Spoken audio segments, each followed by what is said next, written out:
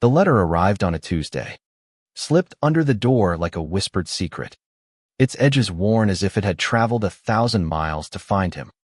Ethan Caldwell, now 28, stared at the envelope, his name scrawled in his mother's unmistakable handwriting, and felt his heart lurch, a ghost from a past he'd buried a decade ago. He hadn't spoken to her since the night she'd screamed, "You're no son of mine," as he packed his bags and left their small Ohio town at 18. Rejected for being gay. Ethan's fingers trembled as he tore open the envelope, the paper crackling like the tension that had defined his childhood. The letter was brief, almost curt. "Your father's gone. Come home. We need to talk." No apology, no warmth, just a command that stirred a storm of emotions he thought he'd mastered. He tossed the letter onto his cluttered San Francisco apartment table, where it landed beside a photo of him and Lucas, his partner of 3 years, laughing at a pride parade. Lucas, with his warm hazel eyes and unshakable optimism, had become Ethan's and Cora's stark contrast to the cold, judgmental home he'd fled. 10 years ago, Ethan's coming out had been a detonation. His mother, Margaret, a devout woman whose world revolved around church and community, had called his truth a sin, her face contorted with disgust as she quoted scripture. His father, Robert, a quiet man worn down by years of appeasing his wife, had said nothing, his silence cutting deeper than her words. Ethan had left that night, carrying only a backpack and a heart heavy with rejection, vowing never to return to Millfield, Ohio. Now, standing in his apartment, Ethan felt the pull of that vow clashing with a nagging curiosity. Why did she want him back?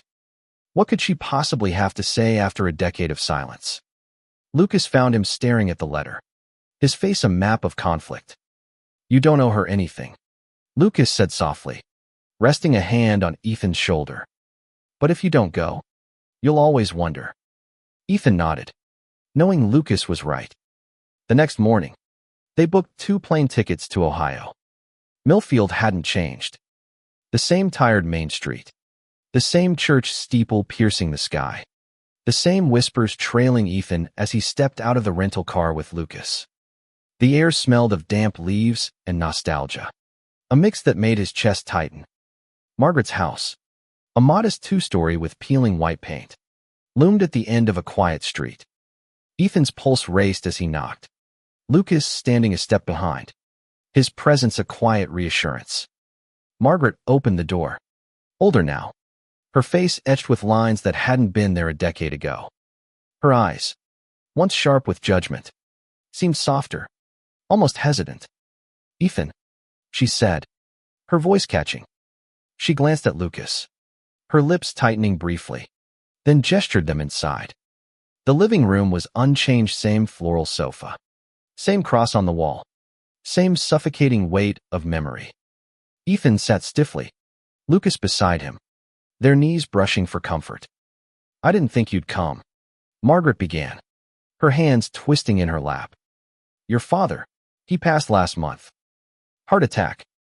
Her voice broke, and Ethan felt a pang of guilt for not mourning a man who'd never stood up for him. "He left you something," she continued. "The old bookstore on Main Street. It's yours now." Ethan blinked, stunned. The bookstore, his father's pride, had been his refuge as a child, a place where he'd escape into stories when home felt like a battlefield. "Why me?" Ethan asked, his voice sharper than intended. Margaret's eyes dropped to the floor. "He always hoped you'd come back," she said quietly. "He regretted everything." The words hung heavy, unspoken apologies lingering in the air. Ethan wanted to believe her, but the scars of rejection ran deep.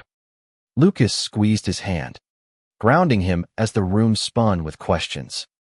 That night, they stayed at a local inn, the bookstore's keys heavy in Ethan's pocket. Lucas lay beside him, their fingers laced as they stared at the ceiling. "What do you want to do?" Lucas asked. Ethan didn't know. The bookstore was a tether to a past he'd tried to forget, but it was also a piece of his father, a man who'd been silent, but perhaps not uncaring. "I need to see it," Ethan said finally. Tomorrow.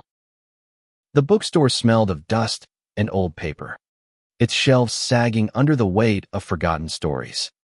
Ethan ran his fingers along the spines, memories flooding back hours spent here as a boy, dreaming of a world where he could be himself. Lucas wandered the aisles, his voice light as he read out quirky titles, trying to ease the tension. But Ethan's mind was elsewhere, tangled in the letter, his mother's words, and the ghost of his father's regret.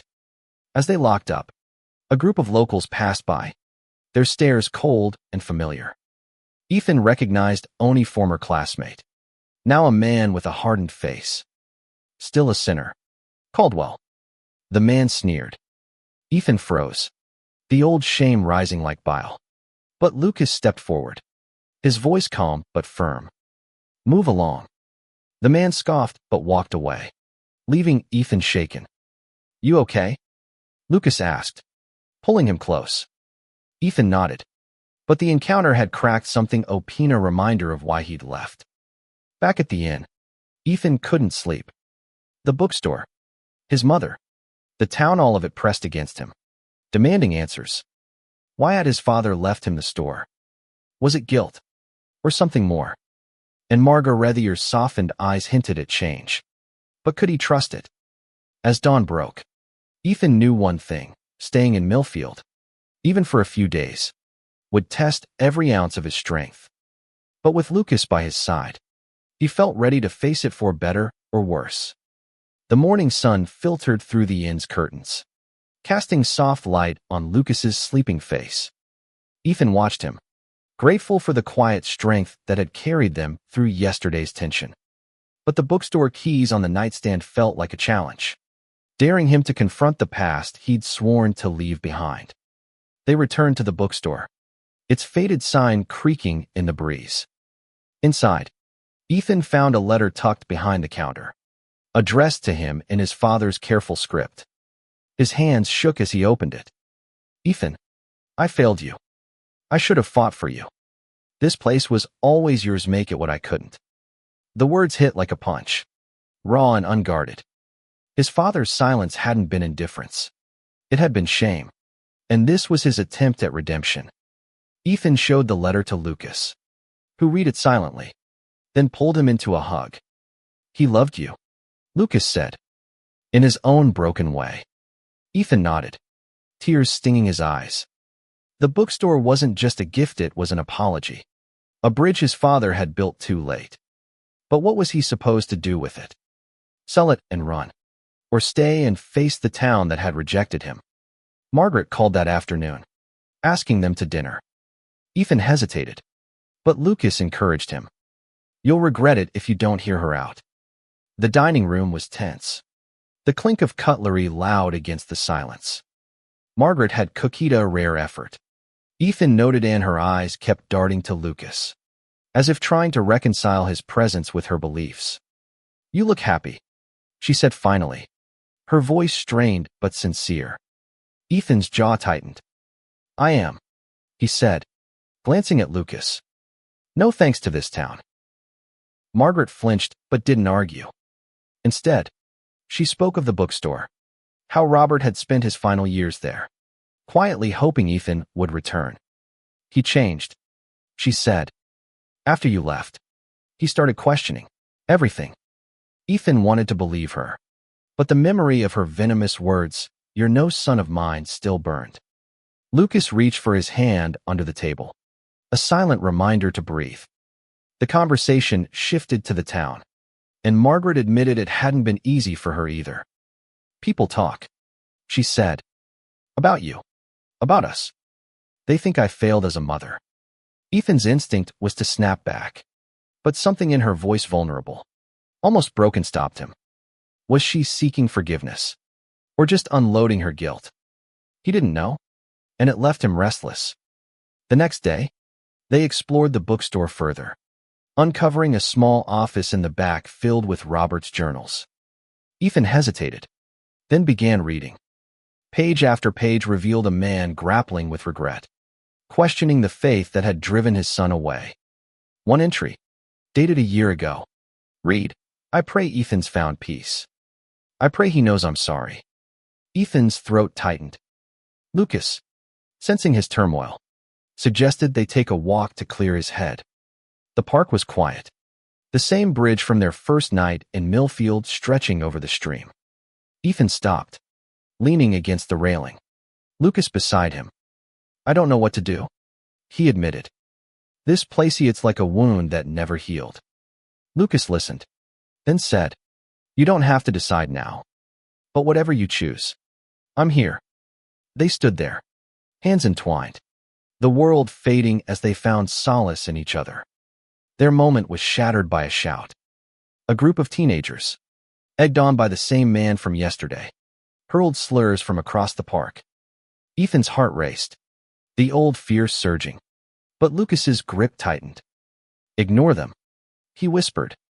But the man approached, his voice loud and mocking.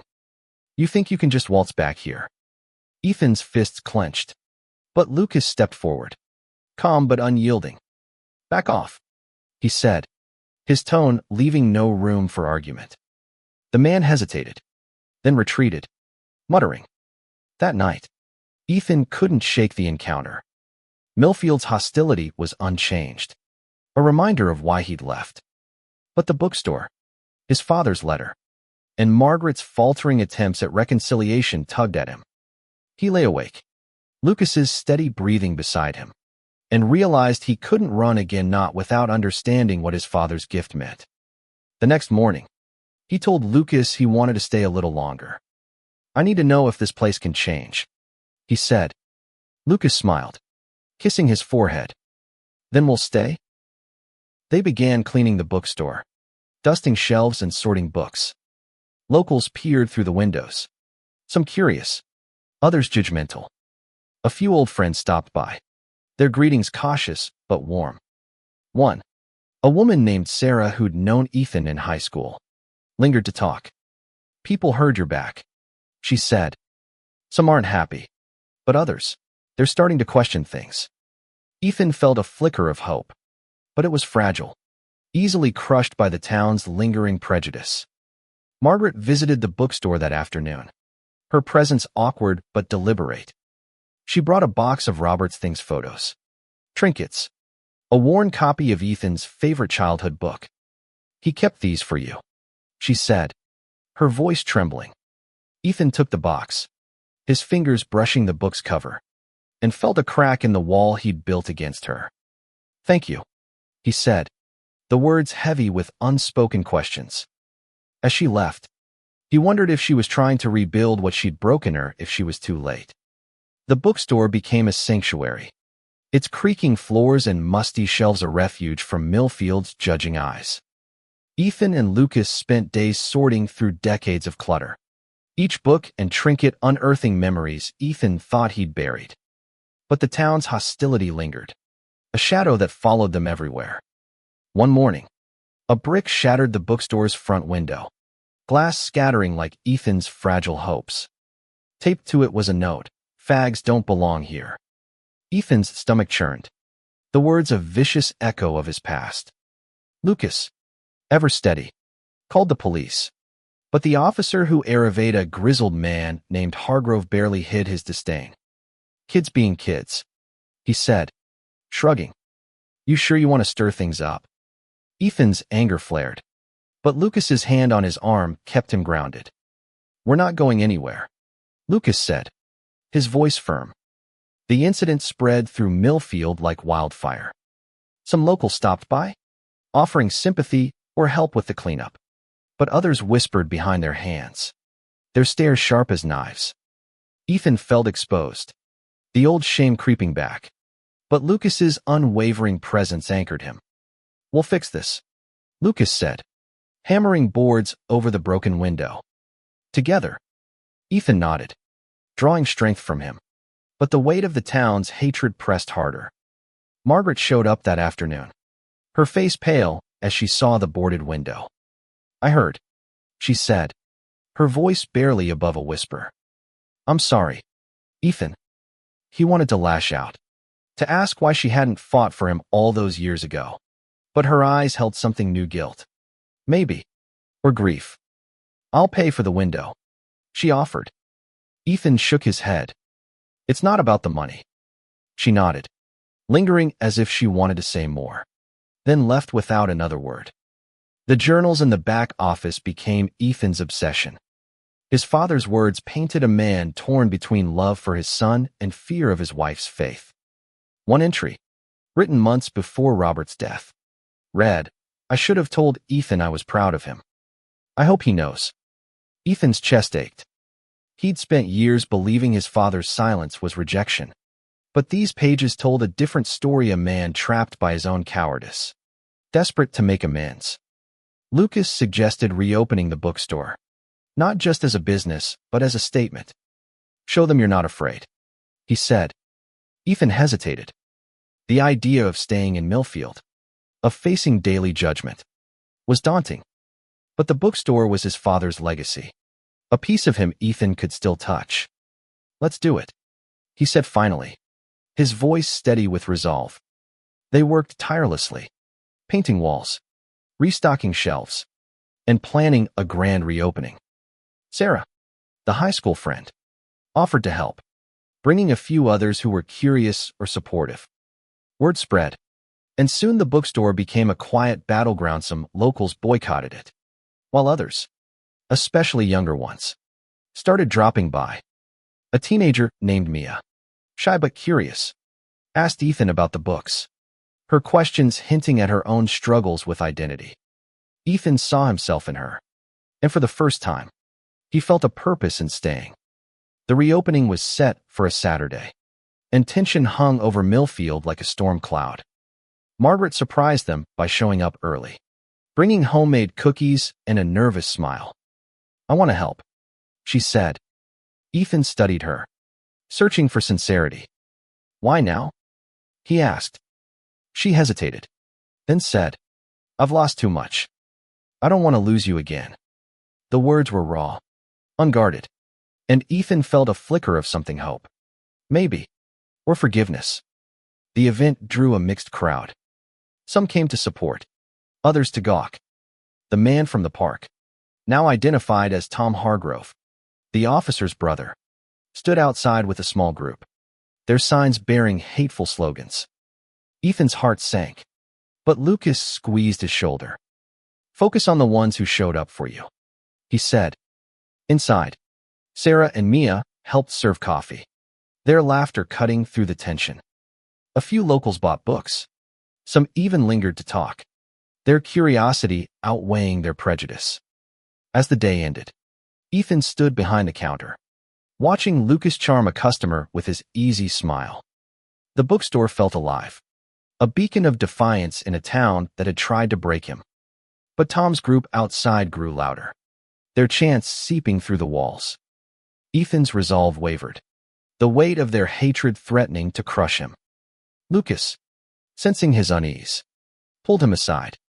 You're stronger than them, he said, his eyes fierce with love. You always have been. That night, Ethan found another of his father's journals, this one detailing a fight with Margaret after Ethan left. She's wrong, Robert had written. God doesn't hate our son. I should have said it sooner. Ethan's tears fell onto the page, blurring the ink. He'd spent years hating his father's silence, but now he saw a man who'd loved him, trapped by fear and regret. The realization was both a balm and a wound, healing one hurt while opening another. As they locked up, Margaret appeared, her face drawn. I saw the signs, she said. I told them to leave. Ethan stared, stunned. You did what? She swallowed hard. I'm trying. Ethan, I don't understand everything, but I'm trying. For the first time, he saw her not as the woman who'd rejected him, but as someone struggling to change. It wasn't enough not yet, but it was a start. The bookstore's reopening had lit a spark in Millfield, but it also fanned the flames of resentment.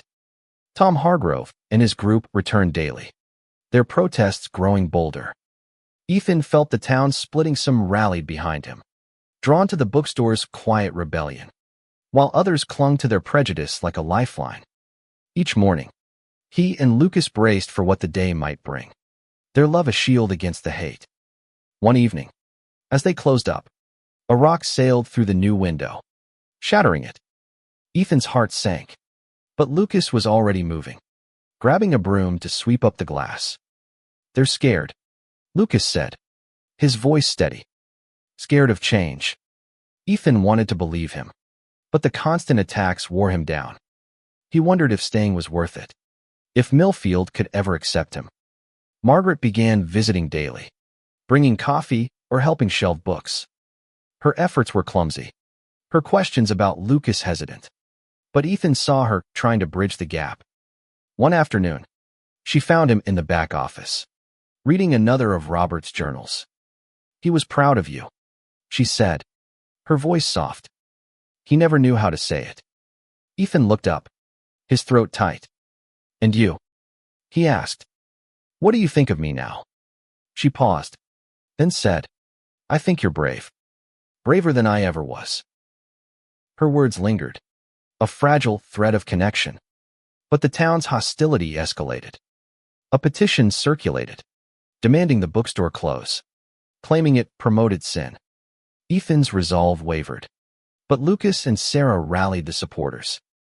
Mia, the shy teenager, started a social media campaign, Save Millfield Books, which drew attention beyond the town. Messages of support poured in, some from people Ethan had never met, others from old classmates who'd stayed silent when he'd left at 18. The turning point came at a town hall meeting, called to address the bookstore issue. Ethan and Lucas attended, standing together as Tom Hargrove ranted about morality and tradition.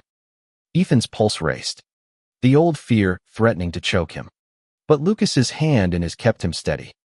To his shock, Margaret stood up, her voice trembling but clear. "My son is a good man," she said.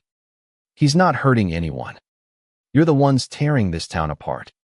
The room fell silent, some nodding, others glaring. Tom stormed out, his followers trailing. After the meeting, Margaret found Ethan outside, her eyes wet. "I should have done that years ago," she said. "I was wrong, Ethan. I let fear and faith blind me." He wanted to forgive her, to let go of the pain, but it wasn't that simple. "I needed you then," he said, his voice raw. "Where were you?" She had no answer, only tears. And for the first time, Ethan saw her not as a villain, but as a woman broken by her own mistakes. The bookstore became a haven for those seeking change. Mia and her friends started a book club, reading stories of identity and resilience. Sarah brought in local artists to decorate the walls, turning the space into a vibrant community hub. Ethan and Lucas worked side by side, their love a quiet defiance. One night, as they locked up, Lucas pulled Ethan close, kissing him under the streetlight. "We're doing something important here," he said. Ethan nodded, feeling the weight of their purpose. But the threats didn't stop. Late one night, Ethan found graffiti scrawled across the bookstore's door, "Leave or else." His heart pounded, fear mingling with anger. Lucas called the police, but Officer Hargrove's dismissive attitude hadn't changed. "You're stirring up trouble," he said. Ethan's frustration boiled over. "We're not the problem," he snapped. "Your brother is." Hargrove's face darkened, but he left without a word. The next day, Ethan found a package on the bookstore's steps, a collection of letters from locals, some supportive, others hateful. One stood out, and signed but in careful handwriting, "I'm gay, too. Thank you for staying." Ethan's eyes stung. He showed it to Lucas, who smiled. "This is why we're here," he said. Ethan nodded, a new resolve settling in. He wasn't just fighting for himself, but for others like Mia, like the anonymous writer, who needed to see someone stand tall. Margaret invited them to dinner again, and this time, the air was lighter. She asked Lucas about his life, his family, her questions awkward but genuine. Ethan watched, torn between hope and caution. As they left, she hugged him, a tentative, fragile gesture. I'm proud of you, she whispered. Ethan froze. The words he'd longed to hear, now heavy with years of pain. He didn't hug her back, but he didn't pull away either. That night, Ethan and Lucas sat on the bridge, the stream gurgling below. I think I can forgive her, Ethan said, his voice barely audible. Not all at once. But, I want to try. Lucas kissed his temple. That's enough for now, he said. Ethan leaned into him, the weight of the past easing, if only slightly. Millfield was still a battleground, but with Lucas by his side and a growing community behind him, Ethan felt ready to fight not just for himself, but for a future where no one else had to leave at 18. The bookstore thrived, a beacon of resilience in Millfield's divided heart. Ethan and Lucas poured themselves into it, turning it into a space where stories of all kinds were celebrated. Mia's book club grew, drawing teenagers and adults alike, their discussions sparking quiet revolutions in a town long bound by tradition. But the shadow of hate lingered, and Ethan knew their fight was far from over. One morning, as they opened the store, they found it vandalized, shelves toppled, books torn, the walls defaced with slurs. Ethan's heart sank, the destruction a gut punch. Lucas, ever the optimist, began cleaning up, but Ethan could see the strain in his eyes. We can't let them win, Lucas said, his voice tight. Ethan nodded, but the weight of the attack pressed hard, threatening to break him. Word of the vandalism spread, and by noon, a crowd gathered Sarah, Mia, and others who'd come to see the bookstore as a symbol of hope. Margaret arrived, her face ashen as she surveyed the damage. Without a word, she picked up a broom and started sweeping, her hands trembling. Ethan watched, torn between gratitude and the lingering ache of her past rejection. You don't have to do this, he said. She met his eyes, her voice steady. Yes, I do. The community rallied, helping restore the store. Donations poured in, some from strangers moved by Save Millfield books. Ethan and Lucas worked late into the night, their hands blistered but their resolve unbroken. As they sorted through the wreckage, Ethan found a photo of himself as a child, tucked into one of his father's journals. On the back, in Robert's handwriting, was a single word, proud. Ethan clutched it, tears falling, the weight of his father's love finally sinking in. The police investigation was predictably lax, but pressure from supporters forced action. Tom Hargrove and 2 others were arrested, caught on a neighbor's security camera. The news sent ripples through Millfield, silencing some of the loudest voices against the bookstore. Ethan felt a flicker of vindication, but it was bittersweet. Hate had been confronted, but it hadn't vanished. Margaret's transformation became undeniable. She attended a book club meeting, sitting quietly as Mia read a poem about identity. Afterward, she approached Ethan, her voice low. I was wrong about so much, she said. I want to understand. Ethan, I want to be better. He studied her, seeing not just the woman who'd rejected him, but a mother trying to rebuild what she'd broken. It's a start, he said, his voice soft but firm. She nodded, tears in her eyes. And for the first time, Ethan felt a path to forgiveness opening. The bookstore's grand reopening was a triumph. Locals filled the space, their faces a mix of curiosity, support, and lingering skepticism. Ethan stood at the counter, Lucas by his side, their hands brushing as they greeted guests. Mia read a poem she'd written about courage, dedicating it to Ethan, and the room erupted in applause. Margaret was there, clapping through tears, her presence a quiet testament to her change. As the night wound down, Ethan stepped outside, needing air. Lucas followed, and they walked to the bridge, their sanctuary. The stream reflected the stars, a mirror of the hope Ethan felt growing. I think we're making a difference, he said, his voice steady. Lucas smiled, pulling him close. You're making a difference, he said. I'm just here for the ride. Ethan laughed. The sound light and free. A release of years of pain. Margaret found them there. Her steps hesitant. "I have something for you," she said, handing Ethan a small box. Inside was a locket, engraved with his initials and his father's. "He wanted you to have it," she said, "and I want you to know I'm sorry. For everything." Ethan's throat tightened.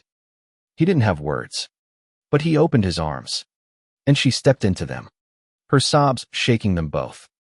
Lucas watched, his eyes soft with pride. They stayed in Millfield, not because it was easy, but because it was worth it. The bookstore became a haven for those who felt outcast, a place where stories healed and united. Ethan and Lucas built a life there, their love a quiet rebellion against a town learning to change.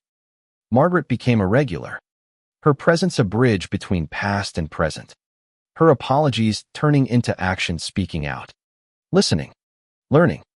Years later, Ethan would look back on that autumn in Millfield as the season that changed everything. The town hadn't fully transformed, but it was shifting, one heart at a time. His mother's tears on the bridge, her knees buckling under the weight of her regret, marked the moment they began to heal. Ethan had returned not just to reclaim his past, but to build a future one where no one had to leave at 18, rejected for who they were. With Lucas by his side, he'd turned pain into purpose, and in doing so, found home.